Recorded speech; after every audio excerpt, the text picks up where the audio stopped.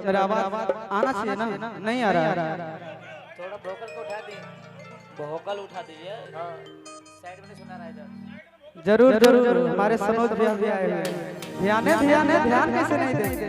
अच्छा अब हम चाहते हैं कि एक निर्गुण हो जाए हमारे चाचा जी के, जरूरी फर्ज बनता है कि नहीं।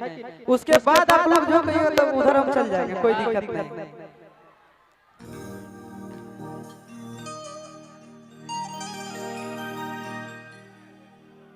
बस जिस तरह इतना वेट किया 5 मिनट और उसके बाद फिर चलेंगे आप लोग के इलाका में। दिखाइए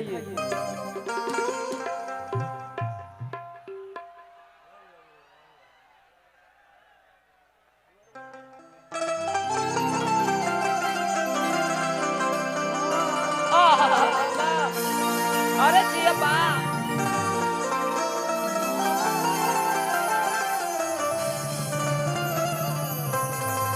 ए जिया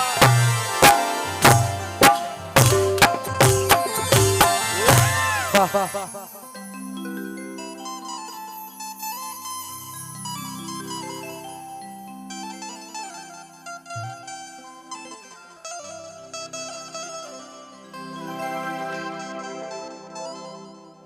कहे के भाव लगा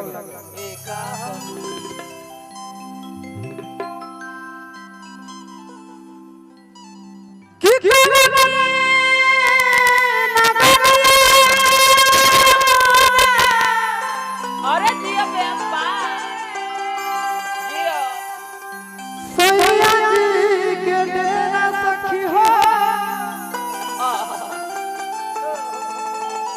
कैसे जइबे हाय जिया बे की करबे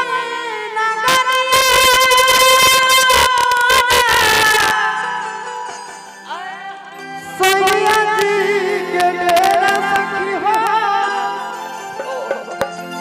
कैसे जइबे ना जानी रे डगरिया कैसे जइबे जानी रे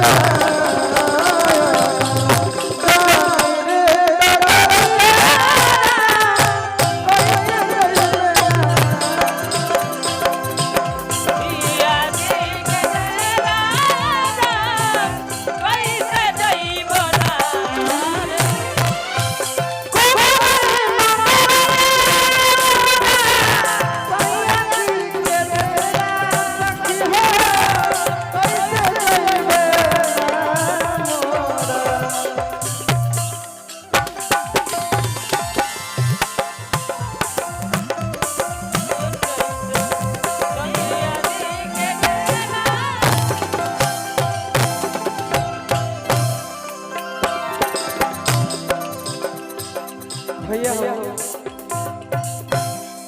जिंदगी का सत्य ही मृत्यु है। ये जो आए हैं उसको जाना पड़ेगा, चाहे वो राजा हो महाराजा हो।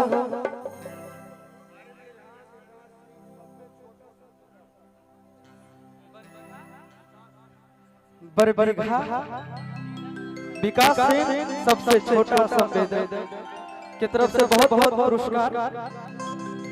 तो हम कलाकार हैं क्या है नहीं है ये मैटर नहीं करता, जो आया है उसको जाना पड़ता। अरे